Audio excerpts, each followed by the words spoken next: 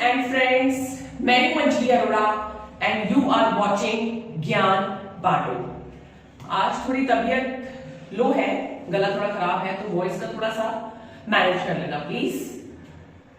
Video बनाना जरूरी था, video miss नहीं कर सकती, क्योंकि वीडियो मिस करी तो मैं अपना ज्ञान आप लोगों के साथ कैसे बांट पाऊंगी। So let's start the video. आज मैं अपने इस वीडियो में ज्योग्राफी के क्लास 6 के ज्योग्राफी के चैप्टर नंबर 5 को लेकर आई हूं, जो कि कहता है major domains of the earth. हम लोगों ने क्लास 6 के इससे पहले वाले चैप्टर्स में अर्थ के बारे में पढ़ा, लैटिट्यूड पढ़ा, लॉन्गिट्यूड पढ़ा, कैसे डे और नाइट होता है, कैसे सीजन्स चेंज होते हैं, रोटेशन क्या होता है, रिवॉल्यूशन क्या होता है, ये सब पढ़ा। आज हम पढ़ेंगे अर्थ के डोमेन्स क्या है, डोमेन्स कौन कौन से हैं। ठीक है, अर्थ क्या है? अर्थ एक ऐसा प्लैनेट है जिसमें एयर है, वाटर है और लैंड है, और ये सब चीजें हमारे सपोर्ट करती हैं हमारी लाइफ के लिए। ठीक है, लैंड, एयर एंड वाटर।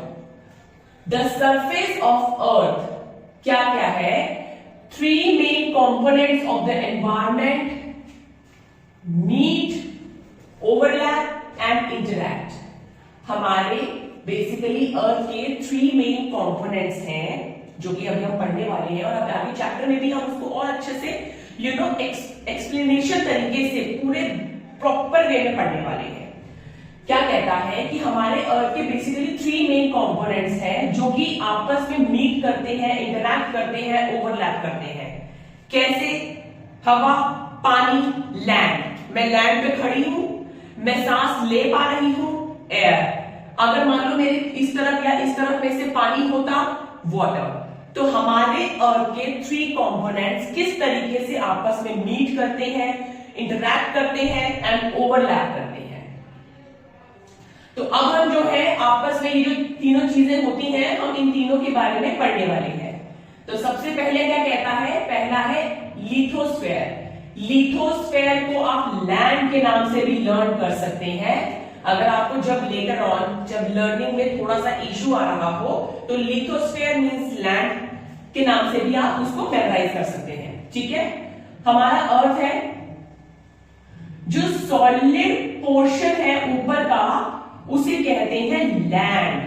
ठीक है, एटमॉस्फेयर जहां पे गैसेस अवेलेबल होती है, ऑक्सीजन हो गया, CO2 हो गया, कार्बन डाइऑक्साइड हो गया। ठीक है, the gaseous layer that surround the earth. Hydrosphere, hydrosphere hydro related to water.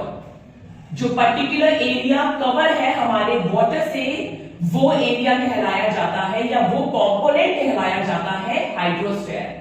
और ये तीनों मिलकर जो है वो बायोस्फीयर बनाते हैं, where we find land, water and air.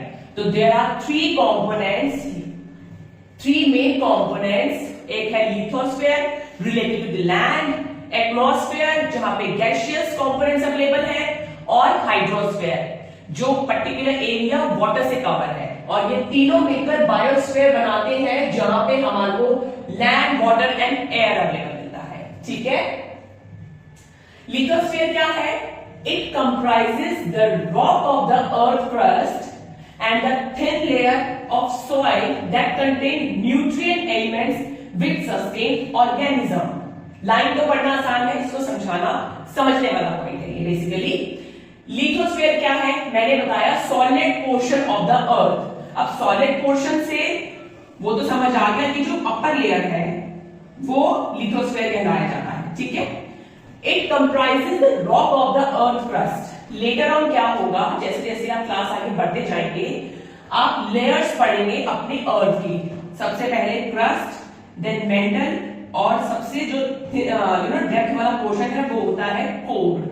तो ये बोल रहा है it comprises the rock of the earth crust, जो सबसे टॉप का लेयर है earth crust, and thin layer of soil that contain nutrients element.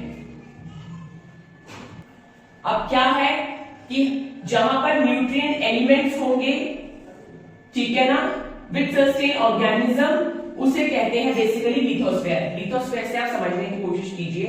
Let's say soil है, ठीक है, लेट्स से हमें कोई प्लांट ग्रो करना है तो हमें सॉइल की ही जरूरत क्यों पड़ती है? सॉइल में बेसिकली क्या है, वो न्यूट्रिएंट्स होते हैं ताकि वो हमारे प्लांट को ग्रो कर पाए और उस पर्टिकुलर प्लांट जो ग्रो होगा उससे हमें भी कुछ ना कुछ मिलेगा, ठीक है ना। तो लिथोस्फेयर अपने आप में यही कहना चाहता है कि it comprise the rock of the earth crust and thin layer of soil that contain nutrient elements, ठीक है। There are two main divisions of the earth surface. One is continent, another is ocean basin. Continent कौन कौन से होते हैं जो आपको, अगर आप ये फिगर देख पा रहे हैं, पहले फिगर देखिए एक बार।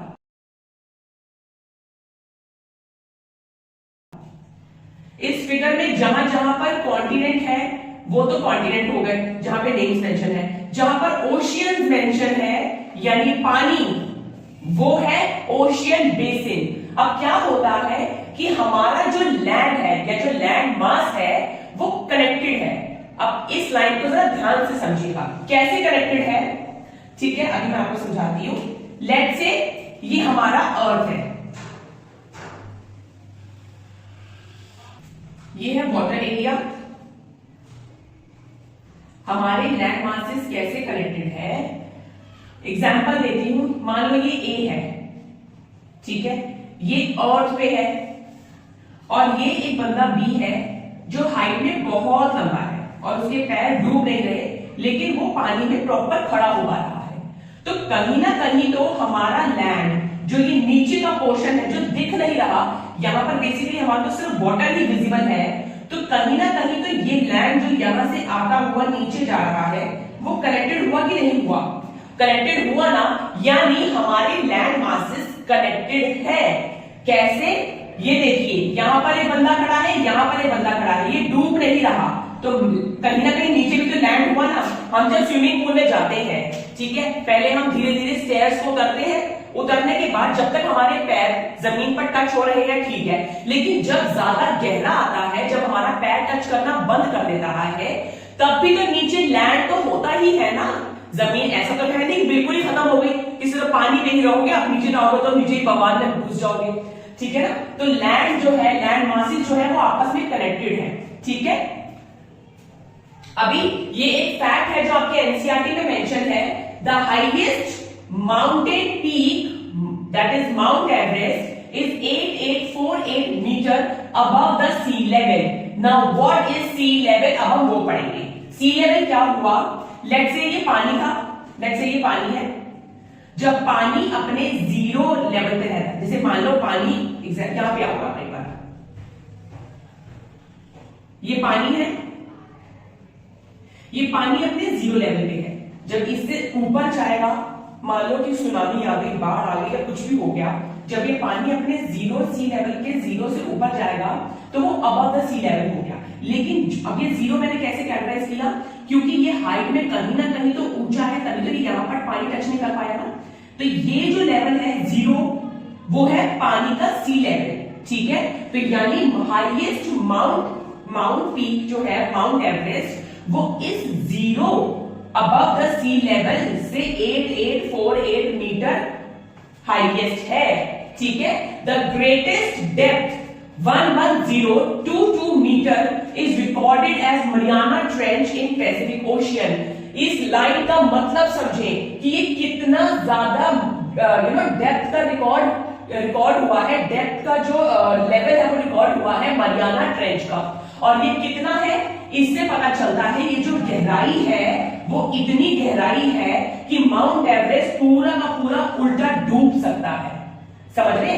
ये मैंने पानी का गहरा जो लेवल ग्रेटेस्ट डेप्थ को रिकॉर्ड किया, ये है 11022 और इसकी हाइट है 8848 मीटर, यानी ये इतना डेप्थ में है कि माउंट एवरेस्ट को अगर मैं उल्टा डुबो दूं तो ये पूरा का पूरा डूब सकता है, ठीक है। तो ये बेसिकली ग्रेटेस्ट डेप्थ को रिकॉर्ड किया गया है मरियाना ट्रेंच जो कि पैसिफिक ओशियन में है। अब ये जो एनसीईआरटी की पेज 32 जो ब्लू बॉक्स में है, ये प्लीज आप अच्छे से एक बार इसको रीड कर लीजिए। ये डायरेक्ट क्वेश्चंस पूछे गए हैं DSSB के एग्जाम में, कॉम्पिटिटिव एग्जाम वालों जो तैयारी कर रहे हैं उनके लिए स्पेशली ये blue box very very important, ठीक है, आगे बढ़ते हैं। अब हम पढ़ेंगे कॉन्टिनेंट्स। लैंड मास में बताया था, one is continent, another is ocean basin, ठीक है। तो अब हम कॉन्टिनेंट्स पढ़ेंगे। देयर आर 7 मेजर कॉन्टिनेंट्स हैं हमारे। कॉन्टिनेंट्स होता क्या है? Land mass separated by water bodies. Water bodies तो दूसरे हुए, ठीक है ना, और जो वाटर बॉडी से सेपरेट है, जो अपने आप में एक पूरा लैंड का एरिया को कवर करके बैठा है, उसे कहते हैं कॉन्टिनेंट्स, ठीक है। Now there are 7 major continents. वो कौन कौन से हैं? Asia, Europe, Africa, North America, South America, Australia and last में एंटार्क्टिका, ठीक है। There are 7 major continents, Asia, Europe, Africa, North America, South America, Australia and last Antarctica. तो अब हम एक एक करके सारे कॉन्टिनेंट्स को पढ़ना स्टार्ट कर रहे हैं। सबसे पहले मैं आपको जो इमेज दिखाना चाहती हूं, उस इमेज को आप ध्यान से देखें और यहां लॉक कर लें, क्योंकि जब तक ये इमेज को आप सही ढंग से यहां पर फिट नहीं कर लेंगे, बार बार आपको उस इमेज की तरफ जाना नहीं पड़ेगा। आपको 7 कॉन्टिनेंट्स पढ़ने हैं, ओशियंस पढ़ने हैं, तो वो इमेज अपने दिमाग में इस तरीके से फिट कर ले कि आपको एक एक चीज पता हो कि कौन सी लोकेशन या कौन सा कॉन्टिनेंट कहां पर है, ठीक है। सबसे पहले इमेज देख ली, ओके। सबसे पहले एशिया हम देखते हैं। एशिया लार्जेस्ट कॉन्टिनेंट है, इन 7 में से सबसे बड़ा एशिया है और हम एशिया का ही पार्ट है, हम लार्जेस्ट कॉन्टिनेंट का पार्ट है। इमेज अगर देखी होगी तो देखें कि कैसे एशिया सबसे बड़ा एरिया कवर कर रहा है, ठीक है। It covers about 1/3 of total land area of the earth. Land mass की बात करें, ओशियन की नहीं, ओशियन बेसिन की नहीं, लैंड मास की बात करें तो पूरा 1/3 एरिया कवर करता है ये हमारे अर्थ का। अगला पॉइंट है, Tropic of Cancer passes through this continent. Latitudes में पढ़ा था, ये 0 डिग्री इक्वेटर, इसके ऊपर ट्रॉपिक ऑफ कैंसर, नीचे ट्रॉपिक ऑफ कैप्रिकॉर्न। तो ट्रॉपिक ऑफ कैंसर से पास होता है ये पर्टिकुलर कॉन्टिनेंट, ठीक है। Asia is separated from Europe by the Ural mountain on the west. ये एशिया, इसके वेस्ट में यूरोप। तो ये जो बेसिकली जो बॉर्डर कह लो या बाउंड्री कह लो, वो यूराल माउंटेन के थ्रू सेपरेटेड है, ठीक है। The combined land mass of Asia and Europe is called Eurasia. Eurasia learn करने में प्रॉब्लम नहीं है। The combined land mass of Asia and Europe called Eurasia, ठीक है। नेक्स्ट कॉन्टिनेंट की तरफ बढ़ते हैं, यूरोप। नेक्स्ट कॉन्टिनेंट है हमारा Europe. Europe is smaller than Asia. Europe जो है वो एशिया से स्मॉल है, ठीक है।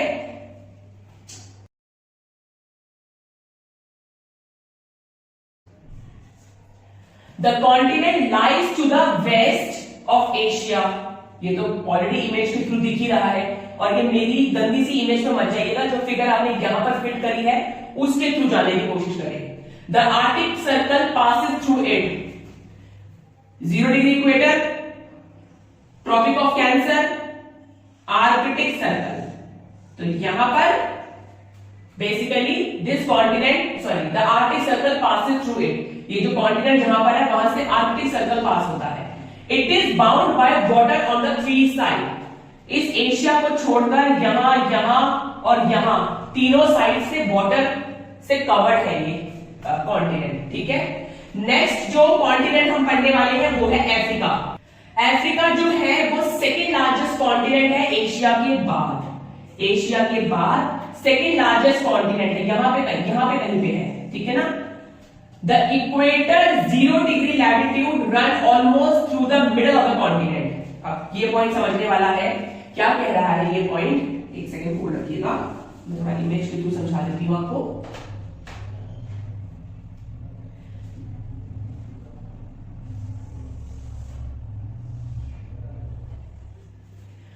The 0 degree latitude run almost the middle of this continent, यानी मान लो ये यहाँ पर अफ्रीका है, तो अफ्रीका के पूरे मिडल से जाता है ये इक्वेटर, और अफ्रीका ही एक इकलौता ऐसा कॉन्टिनेंट है जिसमें तीनों पैरेलल्स देखने को मिलते हैं, ट्रॉपिक ऑफ कैंसर भी, ट्रॉपिक ऑफ कैप्रिकॉर्न भी, ठीक है।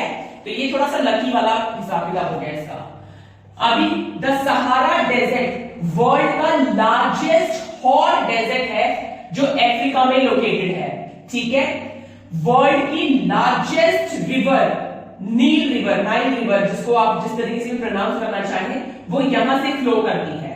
अभी ये है longest. Now there are two types of river, एक होती है लॉन्गेस्ट, एक होती है लार्जेस्ट। लॉन्गेस्ट कौन सी हुई? लॉन्गेस्ट हुई जो लॉन्ग है, ठीक है। लार्जेस्ट हुई जो वॉल्यूम के थ्रू, यानी उसमें पानी की जो मात्रा है वो ज्यादा है।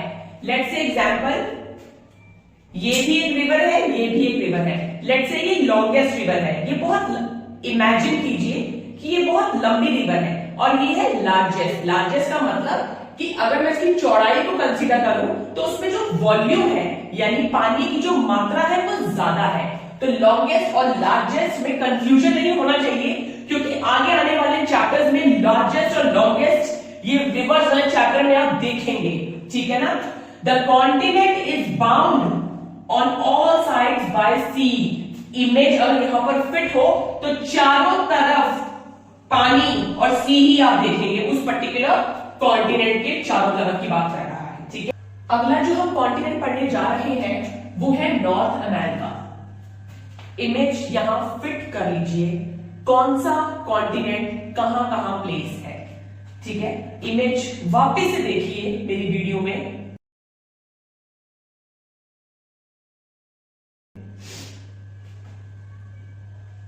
इमेज जो है नॉर्थ अमेरिका के लिए इक्वेटर है, तो यहां की तरफ पड़ रहा है। It is the largest continent of the world. It is the third largest basically, ठीक है, third largest continent of the world. It is linked to the South America by a very narrow stripe land called isthmus of Panama, ठीक है। Now what is isthmus? पहले हम वो देखते हैं। A narrow stripe of land joining two land masses. Image देखिए north और south America की एक बार।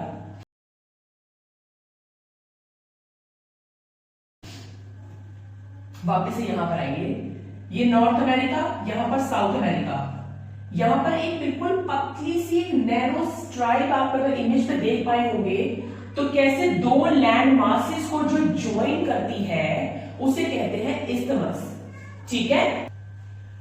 तो इट इज मतलब North America is linked to the South America by a very narrow stripe called isthmus of Panama. बिल्कुल यहां पर आप देख पा रहे होंगे अपनी इमेज में एक पतली सी एक लाइन जा रही है जिसके थ्रू नॉर्थ और साउथ अमेरिका कनेक्टेड है, ठीक है। अभी इस्थमस पढ़ा आपने, तो साथ साथ एक और टर्म है जिसे कहते हैं स्ट्रेट, वो भी आप देख लीजिए। It is a narrow passage of water connecting two large water bodies like seas and ocean. अब जैसे कि इस्थमस है जो टू लैंड मासेस को कनेक्ट करता है, अगेन एक और इमेज देखिए।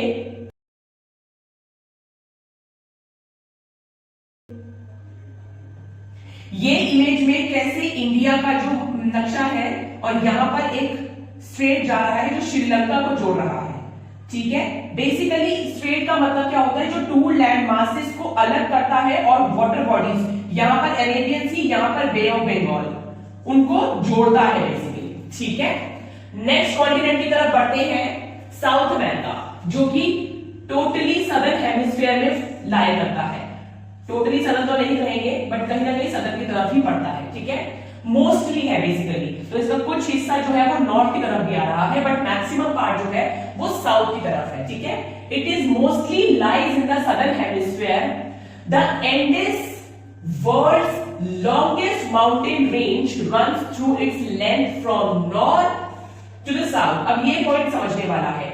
अब ये इन्होंने बात करी है लॉन्गेस्ट, हाईएस्ट नहीं, हाईएस्ट हमारे पास है जो कि एशिया में है। इन्होंने बात करी है लॉन्गेस्ट की। लॉन्गेस्ट, अब देखो हाईएस्ट तो हुआ जो लेंथ वाइज हुआ, ठीक है। अब इन्होंने क्या बोला है, लेट्स से ये साउथ अमेरिका है, ठीक है। इन्होंने बोला है कि लॉन्गेस्ट है, यानी माउंटेन रेंज जो है वो चलती जा रही है नॉर्थ से साउथ की तरफ, इस तरीके से, ठीक है। South America has world's largest river, जो कि है अमेज़न। लार्जेस्ट एक होता है लॉन्गेस्ट जो लंबाई में होता है, एक होता है लार्जेस्ट जिसका वॉल्यूम ज्यादा होता है, जिसमें पानी का वॉल्यूम ज्यादा होता है, ठीक है। और वो है वो पूरे वर्ल्ड की जो लार्जेस्ट रिवर है वो साउथ अमेरिका के पास है, वो है अमेज़न, ठीक है। ये कुछ क्वेश्चंस ऐसे हैं जो डायरेक्ट एमसीक्यूज के क्वेश्चन है, स्पेशली टीचिंग लाइन के, स्पेशली जो एसएसटी सब्जेक्ट के लिए तैयारी कर रहे हैं, ठीक है। जैसे कि इस्थमस हो गया, अमेज़न रिवर के बारे में हो गया, एंडेस हो गया, ठीक है। नेक्स्ट कॉन्टिनेंट जो है वो है Australia.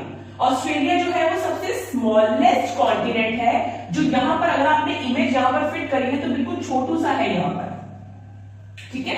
It is surrounded on all sides by ocean and seas, चारों तरफ जो है सिर्फ ओशियन और सीज भी है, इसी की वजह से इसको आइलैंड कॉन्टिनेंट भी कहा जाता है, ठीक है। लास्ट जो कॉन्टिनेंट है वो है Antarctica. It is completely in southern hemisphere and is a huge continent. ये देखिए, ये पोल देख रहे हैं जहां से स्टार्ट हो रहा है, एक मिनट निकाल के ट्राई करती हूं। ये पोल जहां पर एक्सिस जा रहा है, देखिए ये कब लिखा भी हुआ है यहां पे एंटार्क्टिका, ये कंप्लीटली सदर्न की तरफ है, ठीक है। It is permanently covered with a thick ice sheet. अब क्योंकि आपने देखा ये इक्वेटर, ये सदर्न की तरफ एंटार्क्टिका, ठीक है, दिस पोर्शन। अब सन की रेज जो है वो डायरेक्ट तो पड़ नहीं रही, टिल्ट होकर जा रही है, पर टिल्ट होकर भी वो इतना ज्यादा सदर्न की तरफ है कि वहां पर जो है सन की रेज प्रॉपर पहुंच भी नहीं पाती है। इसलिए जो ये जो पर्टिकुलर कॉन्टिनेंट है ये प्रॉपर कवर्ड रहता है, परमानेंटली कवर्ड है थिक आइस शीट से, and there are no permanent human settlements. यहां पर नो परमानेंट ह्यूमन सेटलमेंट क्यों मेंशन है, वो एक रीजन की वजह से मेंशन है। विंटर्स में तो यहां पर सर्वाइवल पॉसिबल ही नहीं है, लेकिन समर्स में कई बार क्या होता है, कुछ रिसर्च सेंटर्स आते हैं और यहां पर अपना वो रिसर्च करते हैं, लाइक यहां पर ह्यूमन का क्या रेशो है, सर्वाइवल कैसे पॉसिबल है, तो इस चीज से रिलेटेड कुछ ना कुछ रिसर्च चलते रहते हैं। और India also has research stations here जिनका नाम है मैत्री एंड दक्षिण गंगोत्री। डायरेक्ट एमसीक्यू का क्वेश्चन है ये, डायरेक्ट एमसीक्यू। कुछ क्वेश्चन तो ये मैंने जो आपको एक शीट पढ़ाई है, इसमें से कम 5 to 6 क्वेश्चन ऐसे हैं जो डायरेक्ट पूछे जाते हैं। तो एक बार फटाफट से हम लोग कॉन्टिनेंट को रिकॉल करते हैं। Asia, Europe, Africa, North America, South America, Australia and Antarctica, ठीक है। तो ये सारे के सारे सातों कॉन्टिनेंट आपको टिप्स पे होने चाहिए विद इमेज के साथ। नेक्स्ट टॉपिक की तरफ बढ़ते हैं। हम लोगों ने कॉन्टिनेंट्स कर लिए जो कि लिथोस्फीयर का पार्ट था, यानी लैंड वाला एरिया, यानी लैंड मासेस। अब जो है हम लोगों को हाइड्रोस्फीयर की तरफ बढ़ना है, यानी जो कि पानी वाला एरिया है, ठीक है। ये देखिए, ये क्या है, ग्लोब, हमारा अर्थ। मैक्सिमम पोर्शन पूरा ब्लू नजर आ रहा है, देखो पूरा ब्लू है, पूरा blue. Then land area blue, land area maximum नीचे पूरा ब्लू, ब्लू, राइट। तो हमारे अर्थ को क्या कहा गया है, ब्लू प्लैनेट, यानी watery planet. Hydrosphere means water, hydro water. Earth is also called blue और अ वाटरी प्लैनेट। अब क्या है कि हमारे अर्थ का जो हिस्सा है, मोर देन 71% जो है earth is covered with water. अरे बाप रे, 71% हमारे अर्थ का जो है वो कवर्ड है वाटर से। फिर भी हम लोग ये क्यों बोलते रहते हैं सेम वाटर, उसका कारण अब देखेंगे आप। 71% of earth is covered with water, उसका जो है out of 97% of earth water is found in oceans. Let's say ये अर्थ है, 97.5% मोटा मोटा ओशियन के पानी से कवर है। अब ओशियन का पानी जो है वो सॉल्टी होता है, हम लोगों के फ्रेश वाटर के यूज के लिए नहीं होता, ठीक है। जो ये वाला पोर्शन है, ये जो पिज्जा की स्लाइस इतना कटा हुआ है, आप अपनी पेज नंबर 33 पे भी देख सकते हैं। ये इमेज सबसे पहले आप देखिए।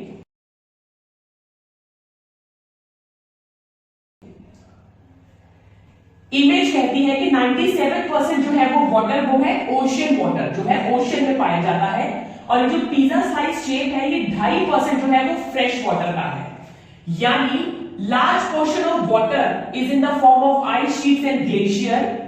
इसका भी, इस 2.5% का भी जो लार्ज पोर्शन है वो आइस शीट और ग्लेशियर्स में, आइस शीट और ग्लेशियर की फॉर्म में है। जो हमारे पीने का पानी है वो सिर्फ और सिर्फ इतने प्रतिशत है। तो इसीलिए जो बार बार राग गाया जाता है, सेव वाटर, पानी बचाओ, वो इसी कारण की वजह से है।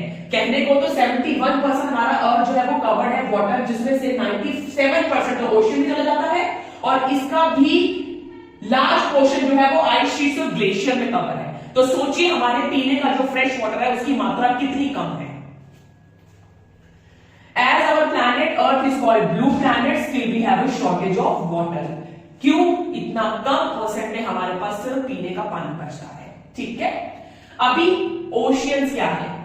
ओशियन हमारा जो हाइड्रोस्फीयर यानी वाटर वाला एरिया जो है वो सबसे ज्यादा जो है वो ओशियंस में कवर्ड है, ठीक है ना। तो हम लोग अब ओशियंस पढ़ने वाले हैं।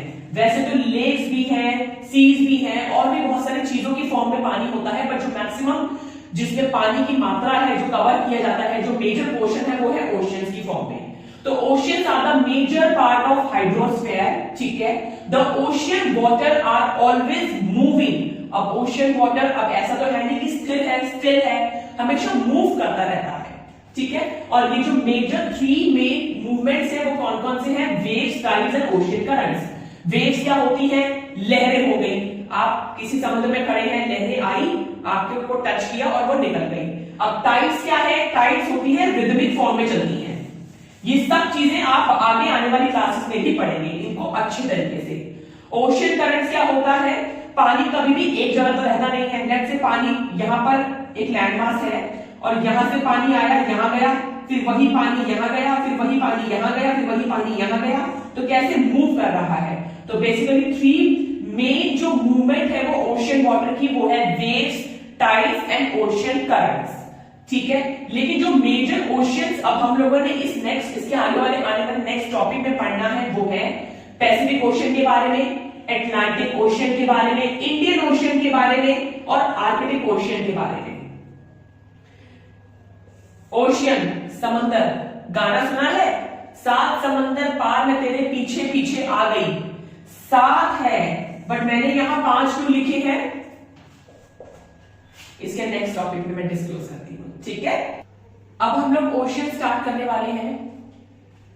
मैंने बोला था कि हम लोग 5 ओशियन के बारे में पढ़ेंगे, which is Pacific, Atlantic, Indian, Arctic and southern. But गाना ये कहता है, जो सॉन्ग आप लोगों ने सुना होगा, 7 समंदर पार मैं तेरे पीछे पीछे आ गई, वो 7 कैसे हुआ?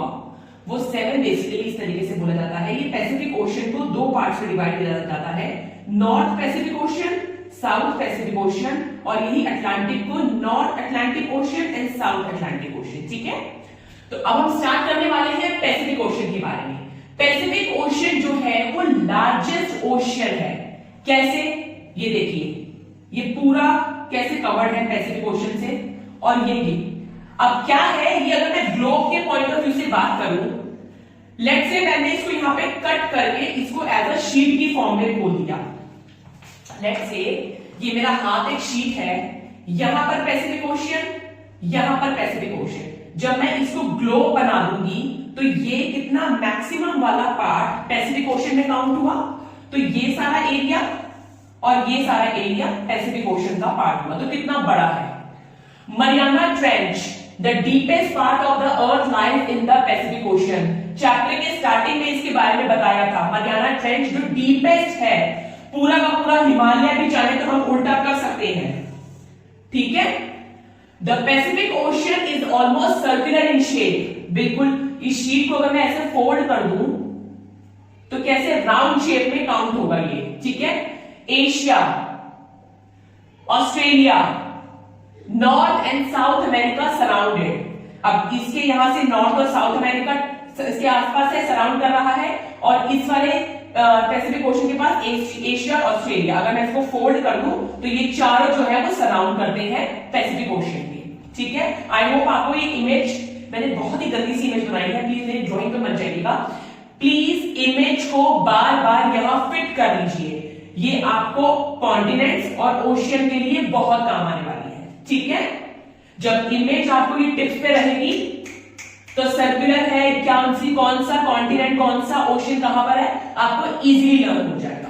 अब बात करते हैं अटलांटिक ओशियन के बारे में। ये सेकंड लार्जेस्ट ओशियन है हमारे वर्ल्ड का, अटलांटिक ओशियन। ये देखिए ये जा रहा है यहां से, ये यहां से, तो कैसे एक काइंड ऑफ एस शेप को डिनोट कर रहा है, ठीक है ना। It is flanked by the North and South America on the western side and Europe and Africa on the eastern side, Europe and Africa, ठीक है। The coast line of Atlantic Ocean is highly indented, ideal for natural harbour. Question direct पूछा जाता है कि कौन सा ocean जो है वो नेचुरल हार्बर के लिए हाईली इंडेंटेड कहलाया जाता है, वो है अटलांटिक ओशियन। ये लाइन क्या कहना चाहता है बेसिकली, अब हाईली इंडेंटेड का मतलब समझे, लेट्स से ये जो अटलांटिक ओशन है वो कुछ ऐसा जिगजैग हाईली इंडेंटेड का मतलब होता है जैसे ही हमारे बड़े बड़े जो शिप्स आते हैं वो कैसे डायरेक्ट हम इसको यहां पर पोर्ट पे पार्क कर देते हैं, हमें कंस्ट्रक्शन करवाने की जरूरत नहीं पड़ती। तो ये ओशन कुछ इस तरीके से बना हुआ है, नेचुरल है ये, इसमें कुछ कंस्ट्रक्शन या रेनोवेशन की जरूरत नहीं पड़ी, नेचुरली ही इस तरीके से शेप में बना हुआ है। तो डायरेक्ट जो शिप्स है हम लोग लैंड कर सकते हैं, इसकी पार्किंग इसकी यहां पर हम लोग फिट करवा सकते हैं, ठीक है। और ये पर्टिकुलर ओशन जो है इट इज बिजिएस्ट ओशन कहा जाता है कॉमर्स के पॉइंट ऑफ व्यू। कॉमर्स का मतलब है ट्रेडिंग के पॉइंट ऑफ व्यू से। क्यों बिजिएस्ट है, इसके वेस्ट पे भी 2 लैंड मासेस है और ईस्ट पर भी 2 लैंड मासेस है, तो कैसे आपस में ये लोग इंटरकनेक्ट कर सकते हैं, चारों तरफ दोनों तरफ जो है मेजर कॉन्टिनेंट्स बिलोंग करते हैं, ठीक है। नेक्स्ट कॉन्टिनेंट की तरफ और सॉरी नेक्स्ट ओशियन की तरफ बढ़ते हैं, वो है Indian ocean. The Indian ocean is the only ocean named after a country called India. सिर्फ यही एक ऐसा ओशियन है जो इंडिया के नाम से कहलाया गया है, ठीक है। The shape of the ocean, ये रहा Indian ocean, is almost triangular, triangular shape का कहलाया गया है ये ओशियन जो है, इसकी शेप। इन द नॉर्थ ऊपर की तरफ बाउंड बाय द एशिया, ऊपर की तरफ देखिए एशिया आ रहा है, और वेस्ट की तरफ जो है वो अफ्रीका है, ये रहा इंडियन ओशियन, और वेस्ट की तरफ अफ्रीका है, और ईस्ट की तरफ Australia.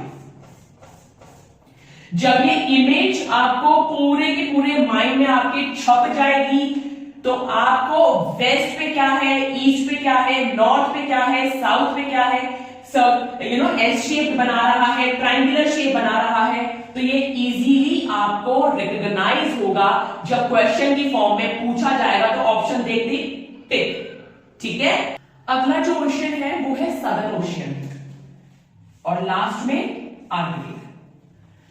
Southern Ocean it encircle the continent of Antarctica and extend northward to 60 degree south latitude, बिल्कुल यहां पर सदर्न में, ठीक है ना। एट एनसर्कल बेसिकली क्या है कि जैसे ही मान लो कि ये सदर्न ओशियन है, ठीक है, ये एनसर्कल कर रहा है एंटार्क्टिका को, and extend 60 degree south latitude पे है बेसिकली, ठीक है। आर्कटिक ओशियन की बात करते हैं। The Arctic Ocean is located within the Arctic circle and surround the North Pole, ठीक है। It is connected with the Pacific Ocean and by narrow stretch shallow water known as Bering Strait. Bering Strait और isthmus, sorry strait और isthmus कुछ याद आ रहा है? Isthmus क्या होता है? जो दो लैंडमास को कनेक्ट करता है, और बेरिंग स्ट्रेट जो होता है वो टू वाटर बॉडीज को कनेक्ट करता है। ठीक है, तो इसी तरीके से बेसिकली क्या है, ये कनेक्ट करता है Pacific Ocean by narrow stretch of shallow water known as Bering Strait. अब जैसे आर्कटिक ओशियन टॉप पे है, इसी तरीके से जो है नॉर्थ वाला भी कहीं ना कहीं कनेक्ट कर रहा है और अटलांटिक वाला भी। अब इंडिया तो बहुत ही नीचे हो गया ना, ठीक है, तो बेसिकली क्या है, एग्जांपल ये कह लो कि लेट्स से ये पैसिफिक ओशियन है, ये अटलांटिक ओशियन है, और ये जो टॉप पे कनेक्ट कर रहा है उसको आर्कटिक ओशियन। ठीक है, तो इसी के साथ हमारे लिथोस्फेयर के कॉन्टिनेंट्स कवर हो गए, हाइड्रोस्फेयर के ओशियंस कवर हो गए। अब हम एटमॉस्फेयर की तरफ बढ़ेंगे। ठीक है, आई होप अभी तक हम लोगों ने इस चैप्टर के जितने भी टॉपिक्स कवर कर लिए हैं आपको वो सब अच्छे से समझ आ गए होंगे। नहीं समझ आया है तो आप अपने कमेंट सेक्शन में क्वेश्चन रेज कर सकते हैं। इससे बेस्ट ऑप्शन नहीं मिलेगा घर बैठे ज्ञान बटोरने का एक चैनल, एक प्लेटफॉर्म। ठीक है, तो कोई भी क्वेश्चन रेज करना हो कमेंट सेक्शन में आप क्वेश्चन रेज कर सकते हैं। मेरे इस वीडियो को, मेरे इस चैनल को ज्यादा से ज्यादा लोगों में शेयर कीजिए, चैनल को सब्सक्राइब कीजिए ताकि हमें मोटिवेशन मिल पाए, ताकि हम आप लोगों को घर बैठे बैठे ज्ञान की बातें शेयर कर पाए। ठीक है, तो आगे नेक्स्ट टॉपिक की तरफ बढ़ते हैं। अब जो हम लोग नेक्स्ट टॉपिक की तरफ बढ़ने जा रहे हैं वो है एटमॉस्फेयर। इससे पहले हम लोगों ने लिथोस्फेयर कर लिया है जिसमें हम लोगों ने कॉन्टिनेंट्स को कवर किया, उसके बाद हाइड्रोस्फेयर को कवर किया जिसके अंदर हम लोगों ने आगे ओशियंस को देखा। अब जो है हम लोग एटमॉस्फेयर की तरफ बढ़ने जा रहे हैं। एटमॉस्फेयर क्या होता है? जहां पर गैसेस अवेलेबल हो। हमारे इस एटमॉस्फेयर में भी गैसेस हैं, हम लोग ऑक्सीजन को इनहेल कर पा रहे हैं, गैसेस हैं तभी तो हम इनहेल कर पा रहे हैं, राइट। तो एटमॉस्फेयर क्या कहता है? The earth is surrounded by a layer of gas called atmosphere.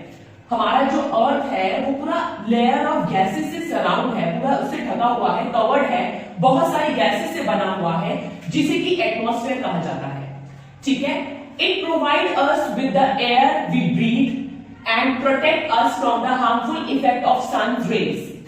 अब ये लाइन क्या कहने जा रही है? लेट्स से ये हमारा प्यारा सा अर्थ है, sunrays, sun is the only source of heat. ये हम लोग पहले ही पढ़ चुके हैं अपने पुराने चैप्टर में। अब क्या है कि सन ने अपनी हीट को दिया हमारी अर्थ में। अब अर्थ में जो सनरेज है वो बेसिकली बहुत ही ज्यादा इफेक्टेड और हार्मफुल होती है, बहुत ज्यादा गर्म होती है। तो एक ओजोन लेयर होती है जो हमारी अर्थ को बचाता है। ठीक है ना, एक ओजोन लेयर हमें वो लेयर दिखती नहीं है, बट यस वो ओजोन लेयर जो है वो हमारे को हार्मफुल गैसेस से, अल्ट्रावायलेट रे से हमें प्रोटेक्ट करता है बेसिकली। तो it provide us with the air we breathe and protect us from the harmful effect of sun rays. Ultraviolet rays से हमें, हमारी अर्थ को या हमें बचाता है ओजोन लेयर। ठीक है, the atmosphere is divided into 5 layers based on the composition, temperature and other properties. अब क्या है कि जो हमारा एटमॉस्फेयर है, ठीक है, हमारा एटमॉस्फेयर है, अब कितनी लेयर्स बनी हुई हैं ऊपर ऊपर ऊपर ऊपर जाते जाते ही, तो उस तरीके से बेसिकली 5 लेयर पे डिवाइड है हमारा एटमॉस्फेयर। किसके बेसिस पे? On the basis of composition, उसके टेम्परेचर पे और अदर प्रॉपर्टीज के बेसिस पर ये डिवाइडेड है।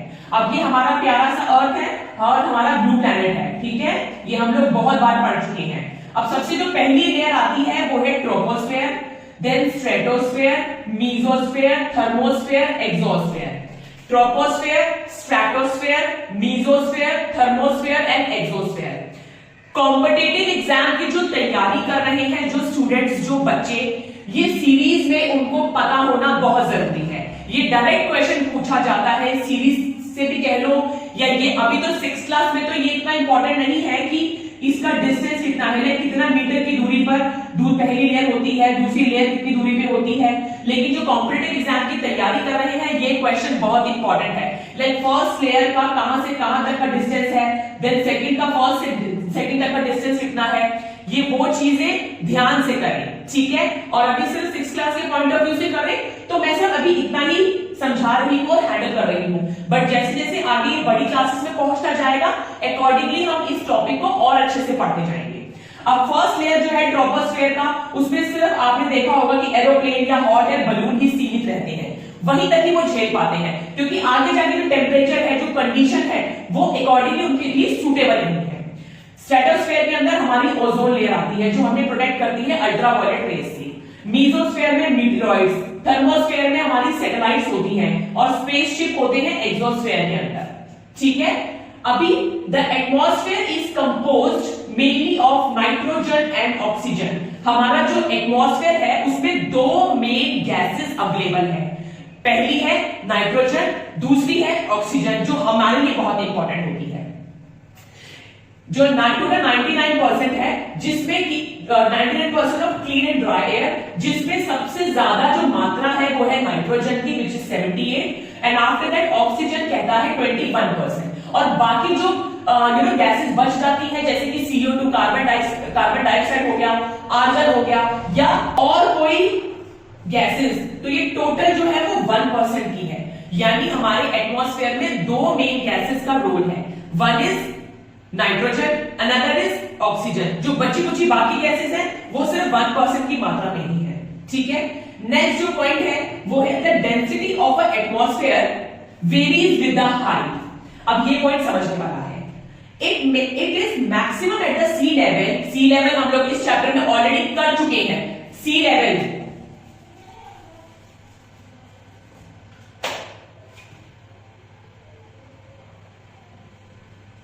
ये जो जीरो है वो है sea level. It is maximum at the sea level and decreases rapidly as we go up. अब आप लोगों ने देखा होगा जब हम ट्रैकिंग के लिए जाते हैं या रॉक क्लाइंबिंग करते हैं तो क्या होता है, जो ट्रैक कर रहे होते हैं उनके कंधों पर ऑक्सीजन सिलेंडर होता है। वो किस लिए होता है?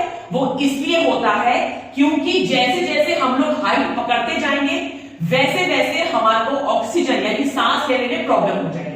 तो ये क्या कहना चाहता है, it is maximum at the sea level zero पे और डिक्रीज कम होता जाएगा जैसे जैसे हम लोग ऊपर बढ़ते जाएंगे। तो ये जो रिलेशन है ये अच्छे से पता होना चाहिए। ये बेसिक फंडा है जो अभी तो बेसिक लेवल पे बताया गया है, आगे आने वाले चैप्टर्स में इसको और अच्छे से एक्सप्लेन करके एग्जांपल्स के फॉर्म में बताया जाएगा। ठीक है, और इस पर्टिकुलर चीज के लिए आप लोग, मैं आपको एक इमेज भी दिखा रही हूं, इवन आपके एनसीईआरटी में भी मेंशन है, उसको आप ध्यान से देखिएगा।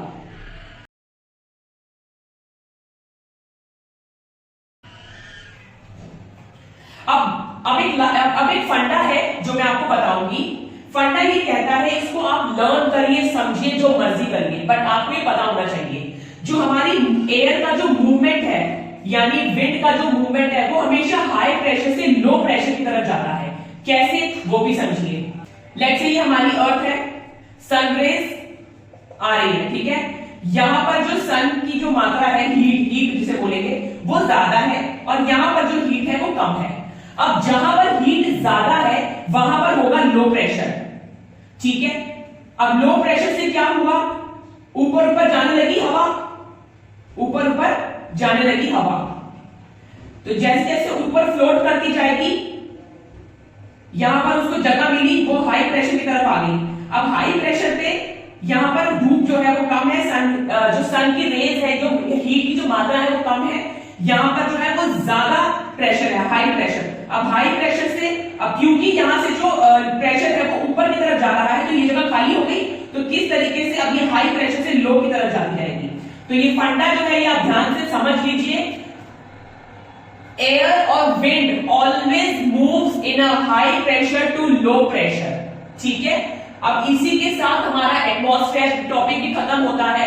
एटमॉस्फेयर का टॉपिक भी हमारा यहाँ पे खत्म हो गया है। अब लास्ट में हम लोग जो कंपाइल करेंगे वो है बायोस्फेयर को। ठीक है, लास्ट जो टॉपिक है वो है बायोस्फेयर।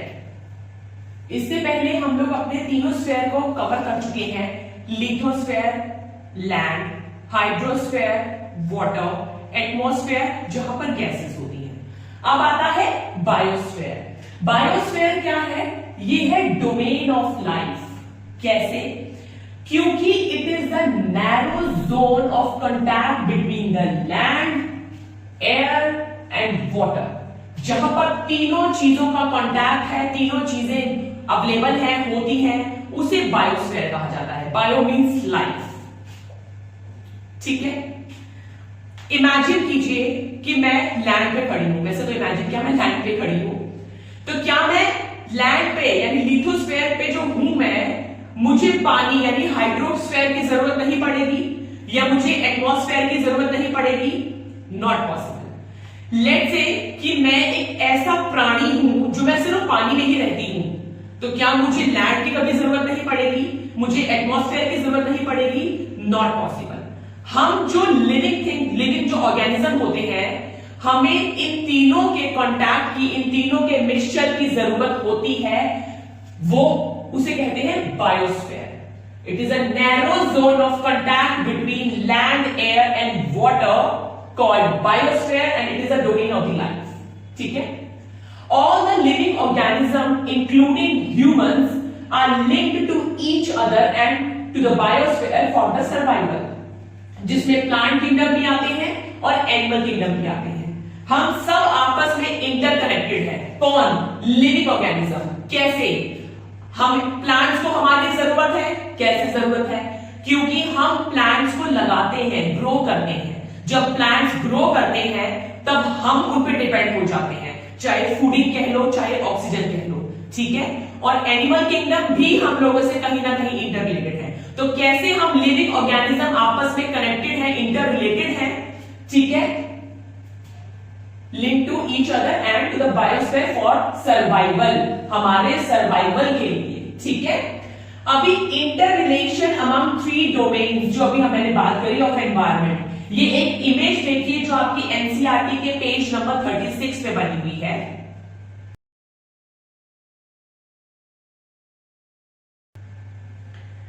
ये इमेज क्या दर्शाती है? ये इमेज दर्शाती है, अब जैसे हाइड्रोस्फीयर है, पानी है, पानी जो है वो इवेपोरेट हुआ एटमॉस्फेयर में, तो क्लाउड्स बने, क्लाउड्स बने, क्लाउड्स कैसे रेन जो करेगी, जो बारिश लाएगी। अब बारिश को भी तो कहीं ना कहीं तो लैंड की जरूरत है ना, बारिश कहीं हवा में थोड़ी ना तैरता फिरेगा, बारिश को लैंड की जरूरत है, पानी को एटमॉस्फेयर की जरूरत है ताकि वो क्लाउड्स की फॉर्म में बनकर जो है बारिश की फॉर्म में नीचे आए। तो कहीं ना कहीं ये इंटर रिलेट है हमारे तीनों के तीनों डोमेन्स ऑफ एनवायरमेंट। कौन कौन से? वो हम लोग इस चैप्टर में कवर कर चुके हैं, ठीक है। अभी ये जो इंटरकनेक्टेड तो है ये हमारे डोमेन्स, लेकिन कहीं ना कहीं ये प्रॉब्लम्स भी क्रिएट करते हैं, और वो प्रॉब्लम का जो क्रिएट करने वाला जो प्राणी है, जो मेन कल्प्रिट है, वो हम लोग ही हैं। हम लोग कैसे हर चीज को वेस्ट करते हैं, पानी वेस्ट करने पर लगे हुए हैं, और फिर भी हम जगह जगह नारे लगाते फिरते हैं, save water save life, save water save life. हमें बोलने से अच्छा है कि पहले हमें खुद से ही इनिशिएट करना चाहिए। जब तक हम खुद से नहीं इनिशिएट करते, तब तक हमें दूसरों को ज्ञान देना बेकार है। हम लोग कितना पोल्यूशन क्रिएट करते हैं हमारे एटमॉस्फेयर के लिए, कितनी माइनिंग इंडस्ट्रीज हैं जो हमारे पानी को पोल्यूट कर रही है। तो ये सब कहीं ना कहीं हम लोग अपने ही एनवायरमेंट को लेकर, अपने ही बायोस्फीयर को लेकर प्रॉब्लम क्रिएटर्स हैं हम लोग, ठीक है। तो हमें ऐसा कुछ नहीं करना है ताकि हमारे आने वाली जनरेशन हमें गालियां ना दे, हमें अप्रिशिएट करे। अगर हम उनके लिए फ्यूचर में कुछ सेव करके चलेंगे तो उनका सर्वाइवल आगे मुश्किल नहीं होगा, ठीक है। इसी के साथ हमारा चैप्टर हमारा ये फिनिश होता है। थैंक यू सो मच कि आप लोगों ने इतने पेशेंस के साथ इतने लेंथी चैप्टर को समझा। कोई भी क्वेश्चन हो, कोई भी डाउट हो, तो आप अपना कमेंट सेक्शन में क्वेश्चन रेज कर सकते हैं, राइट। मेरे इस चैनल को, मेरे इस वीडियो को, मेरे इन चैप्टर्स को जो मैं समझा रही हूं, अपने सीनियर्स और जूनियर्स के साथ मैक्सिमम टू मैक्सिमम शेयर करें, मेरे चैनल को सब्सक्राइब करें, show me your thumbs up अगर मेरे चैप्टर्स जो समझा रही हूं वो अगर आपको समझ आ रही है। तो घर बैठे शिक्षा का ये जो माध्यम है, जो एक मोड है, चैनल है, उसको एप्रिशिएट करें। वैसे भी कोरोना टाइम पे कितना आप लोगों ने प्रॉब्लम फेस किया, स्कूल सब बंद है, जा नहीं पा रहे हैं, तो कहीं ना कहीं हम लोग आप लोगों के लिए हैं। आप लोगों को घर बैठे एक कंफर्ट जोन के साथ एक इजी वे आउट तरीके से हम आपके पास सारी की सारी इंफॉर्मेशन और ज्ञान आपके साथ बांटते जा रहे हैं। तो thank you for motivating us, thank you so much.